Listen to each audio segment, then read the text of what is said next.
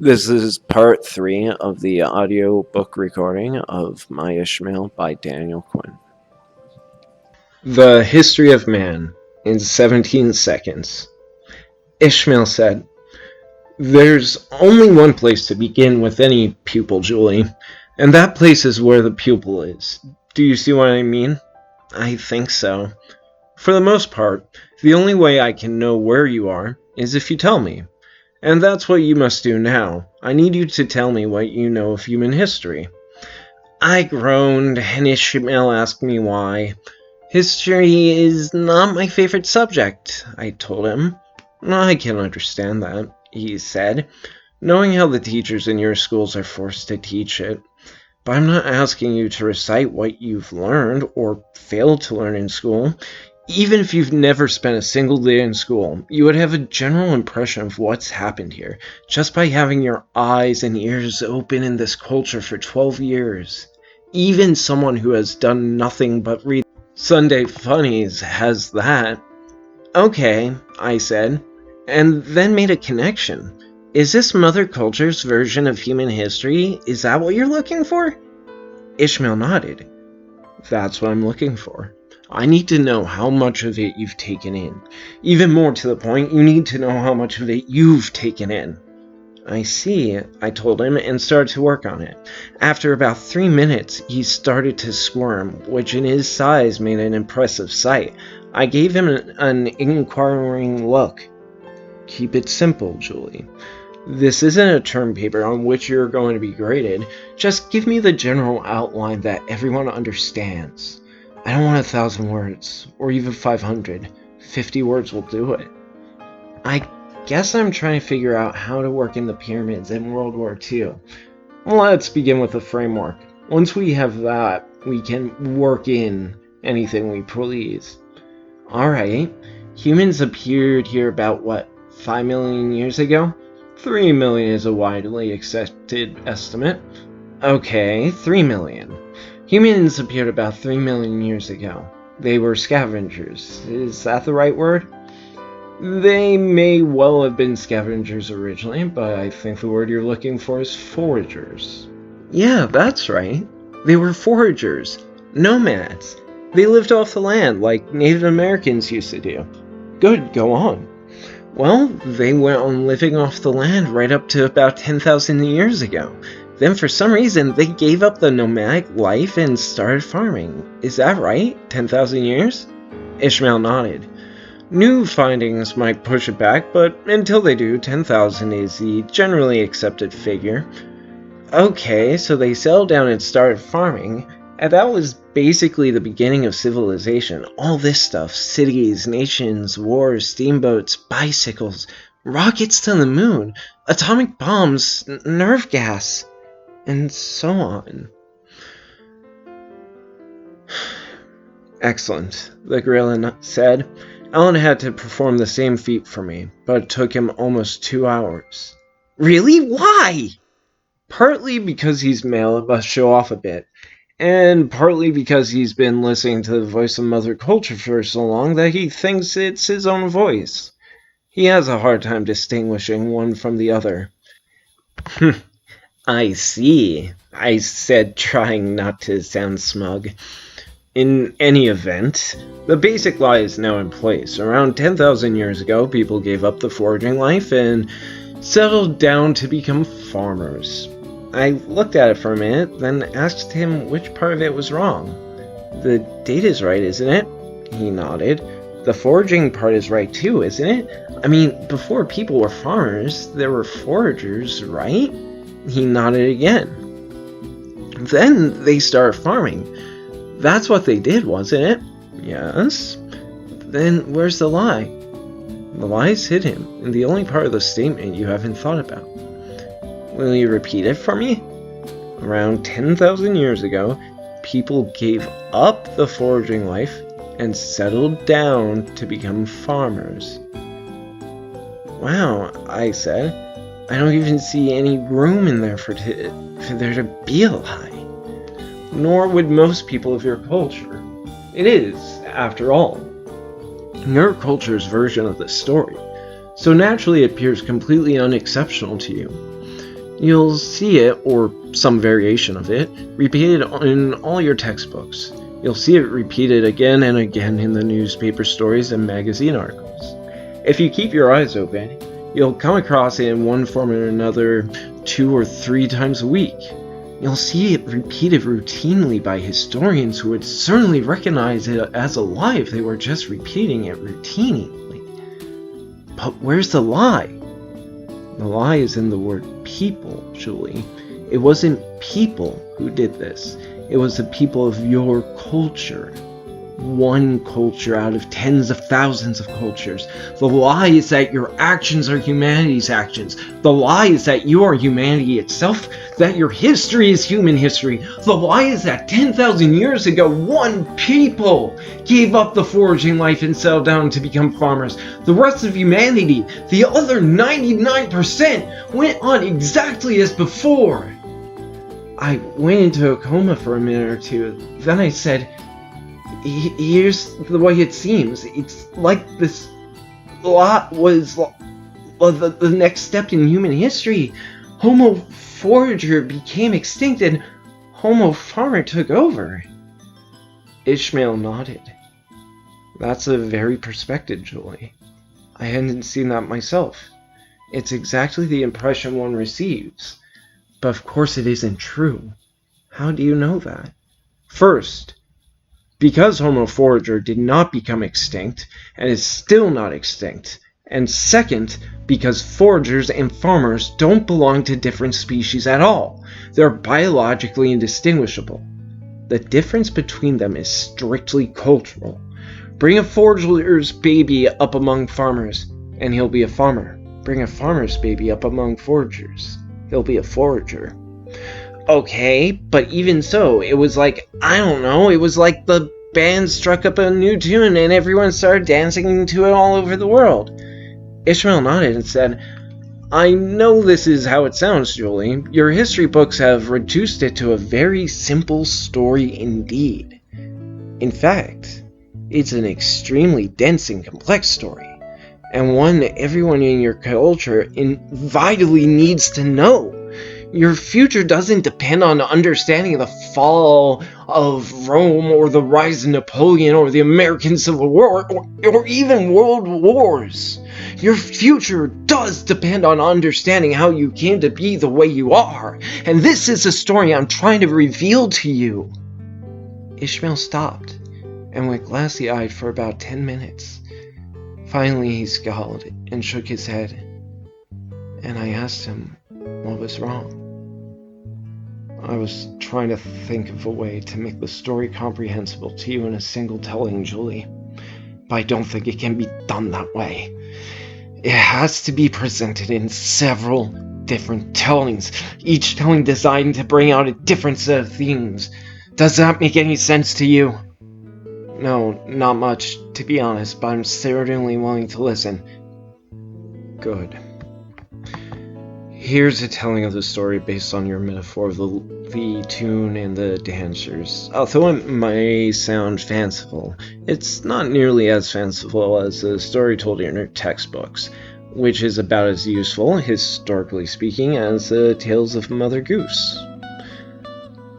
Tunes and dancers.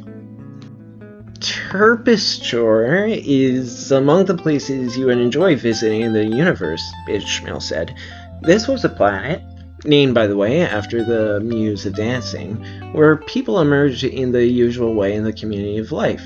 For a time they lived as all others live, simply eating whatever came to hand. But after a couple of million years of living this way, they noticed it was very easy to promote the regrowth of their favorite foods. You might say they found a few easy steps that would have this result. They didn't have to take these steps in order to stay alive, but if they took them, their favorite foods were always more readily available. These were, of course, the steps of a dance. A few steps of the dance, performed just 3 or 4 days a month, enriched their lives greatly and took almost no effort. As here on Earth, the people of this planet were not a single people, but many peoples, and as time went on, each people developed its own approach to the dance. Some continued to dance just a few steps 3 or 4 days a month. Others found it made sense for them to have even more of their favorite foods, so they danced a few steps every second or third day. Still, others saw no reason why they shouldn't live mostly on their favorite foods, so they danced a few steps every single day. Things went on this way for tens of thousands of years among the people of this planet, who thought of themselves as living in the hands of the gods and leaving everything to them. For this reason, they called themselves leavers. But one group of leavers eventually said to themselves, "Why should we just live partially on the foods we favor? Why don't we live entirely on the foods we favor? All we have to do is devote a lot more time to dancing." So, this one particular group took to dancing several hours a day, because they thought of themselves as taking their welfare into their own hands. We'll call them takers. The results were spectacular. The takers were inundated with their favorite foods. A manager class soon emerged to look after the accumulation and storage of surpluses, something that had never been necessary when everyone was just dancing a few hours a week. The members of this manager class were far too busy to do any dancing themselves, and since their work was so critical, they soon came to be regarded as social and political leaders. But after a few years, these leaders of the takers began to notice that food production was dropping, and they went out to see what was going wrong. What they found was that the dancers were slacking off. They weren't dancing several hours a day. They were dancing only an hour or two, and sometimes not even that much. The leaders asked why. "What's the point of all this dancing?" the dancer said. "It isn't necessary to dance 7 or 8 hours a day to get the food we need. There's plenty of food even if we just dance an hour a day. We're never hungry, so why shouldn't we relax and take life easy the way we used to?" The leaders saw things very differently, of course. If the dancers went back to living the way they used to, then the leaders would soon have to do the same. And that didn't appeal to them at all. They considered and tried many different schemes to encourage or cajole or tempt or shame or force the dancers into dancing longer hours, but nothing worked until one of them came up with the idea of locking up the food. "What good will it do?" he asked. "The reason the dancers aren't dancing right now is that they just have to reach out and take the food they want. If we lock it away, they won't be able to do that." "But if we lock away the food, the dancers will starve to death." No, you don't understand," the other said with a smile. "We'll link dancing to receiving food.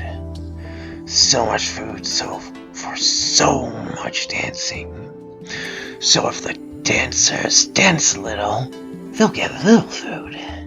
And if they dance a lot, they'll get a lot of food. This way slackers will always be hungry, and dancers who dance for long hours will have full stomachs." They'll never put up with such an arrangement," he was told. "They'll have no choice. We'll lock the food away in its storehouses, and the dancers will either dance or they'll starve. The dancers will just break into the storehouses. We'll recruit guards from among the dancers. We'll excuse them from dancing and have them guard the storehouses instead. We'll pay them the same way we pay the dancers, with food.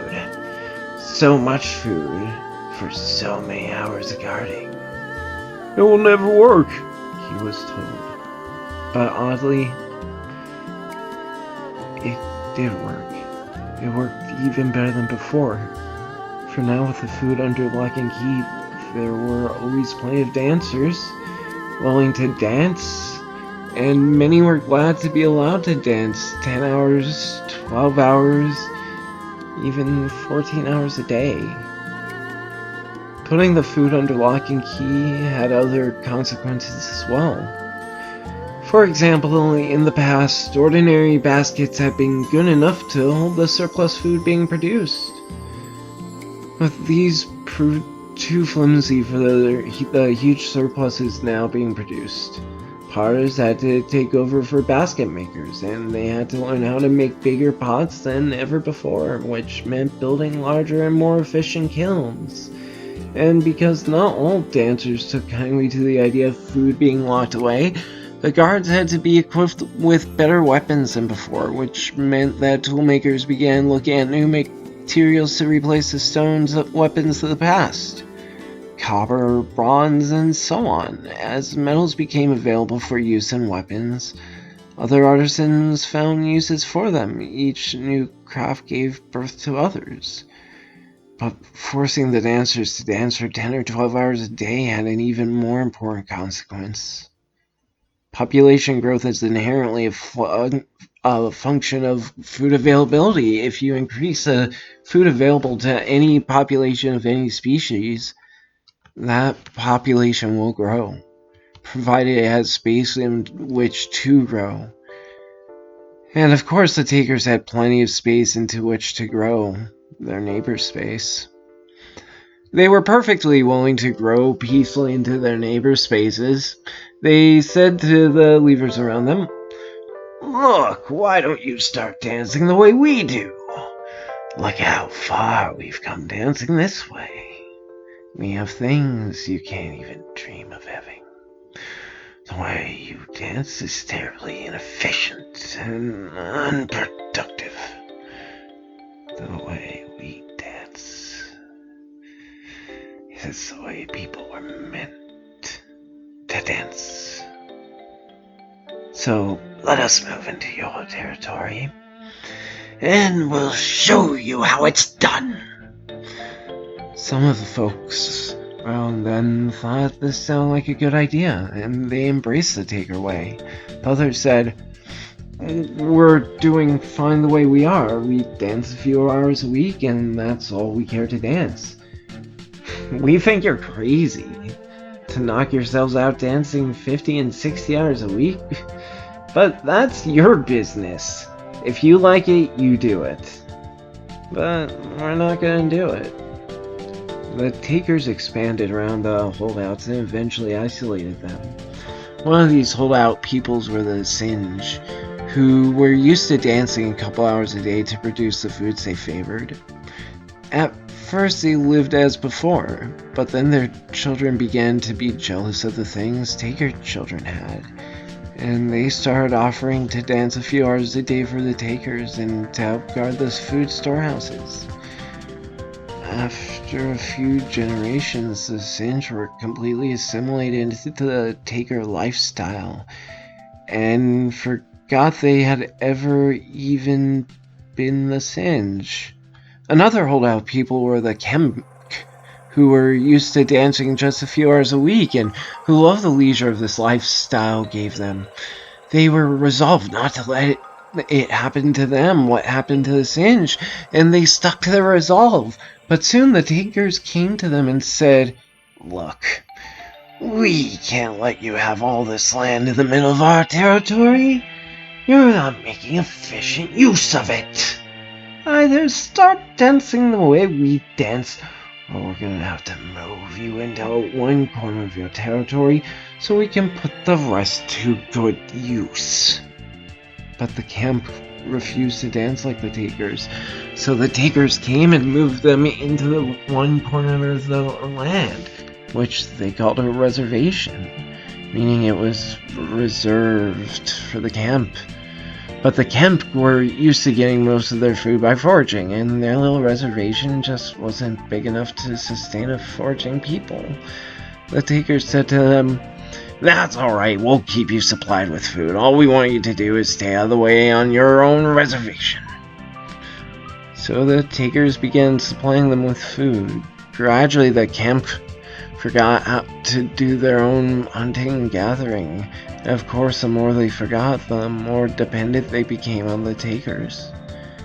They began to feel like worthless beggars, lost all sense of self-respect, and fell into alcoholism and suicidal depression. In the end, their children saw nothing on the reservation worth staying for, and drifted off to start dancing 10 hours a day for the takers. Another holdout people were the Wadi, who spent only a few hours a month dancing and were perfectly happy with that lifestyle. They'd seen what happened to the Singe and the Kemp and were determined that it wouldn't happen to them. They figured that they had even more to lose than the Singe and the Kemp, who are already used to doing a lot of dancing for the sake of having their favorite foods on hand. So when the Takers invited them to become Takers, the Wadi just said, "No thanks, we're happy the way we are." Then, when the Takers finally came and told them they'd have to move on to a reservation, the Wadi said they didn't care to do that either. The Takers explained that they weren't being offered a choice in the matter. If they didn't move to the reservation willingly, they'd be moved by force. The Wadi replied that they would meet force with force and warned the Takers that they were prepared to fight to the deaths to preserve their way of life. They said, "Look, you have all the land in this part of the world. You don't need this little part that we're living in. All we ask is to be allowed to go on living the way we prefer. We won't bother you."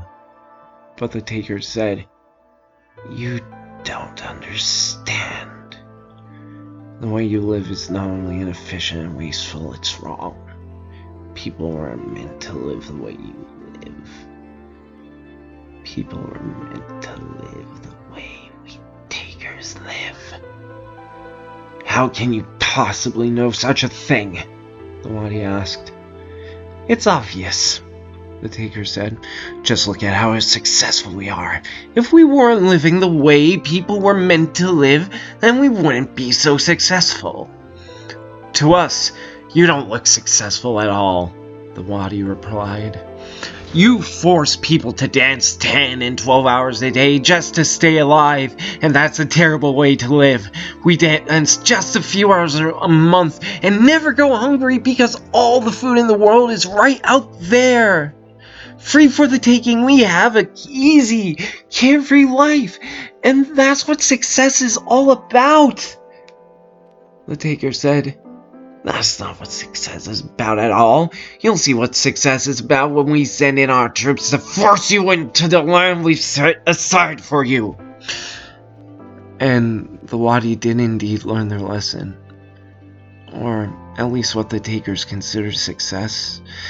When their soldiers arrived to drive them from their homeland, the Taker soldiers weren't more courageous or more skillful, but they outnumbered the Wadi and could bring in replacements at will, which the Wadi couldn't. The invaders also had more advanced weapons, and most important of all, unlimited supplies of food, which the Wadi certainly did not. The Taker soldiers never had to worry about food because fresh shipments arrived daily from back home, where it was being produced continuously and prodigiously. As the war dragged on, the Wadi force became smaller and smaller and weaker, and before losing, the invaders wiped them out completely. This was the pattern not only for the years ahead, but for the centuries and millennia ahead. Food production increased relentlessly, and the Taker population increased endlessly, impelling them to expand into one land after another.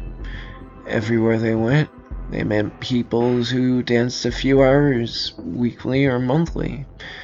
And all these people were given the same choice that had been given to the Singe, the Kemp, and the Wadi. Join us and let us put all your food under lock and key, or be destroyed. In the end, however, this choice was only illusion, because they were destroyed whatever they did. Whether they chose to be assimilated, allowed themselves to be driven onto a reservation, or tried to repel the invaders by force. The Takers left nothing in their wake but Takers as they stormed across the world. And it finally came to pass, after about 10,000 years, that almost the entire population of Torpiskor were Takers. There were just a few remnants of lever peoples hidden away in deserts and jungles that the Takers either didn't want or hadn't got around to yet. And there was none among the Takers who doubted that the Taker way was the way people were meant to live. What could be sweeter than having your food locked away and having to dance 8, 10, or 12 hours a day in order to stay alive? In school, this was the history their children learned. People like them had been around for some 3 million years. But for most of that time, they were unaware of the fact that dancing would encourage the regrowth of their favorite foods. This fact had been discovered only about 10,000 years ago by the founders of their culture, joyously locking away their food so that they couldn't get at it. The takers immediately began dancing 8 or 10 hours a day. The people around them had never danced before, but they took it up enthusiastically, seeing at once that this was the way people were meant to live. Except for a few scattered peoples who were too dim-witted to perceive the obvious advantages of having their food locked away, the Great Dancing Revolution swept across the world without opposition.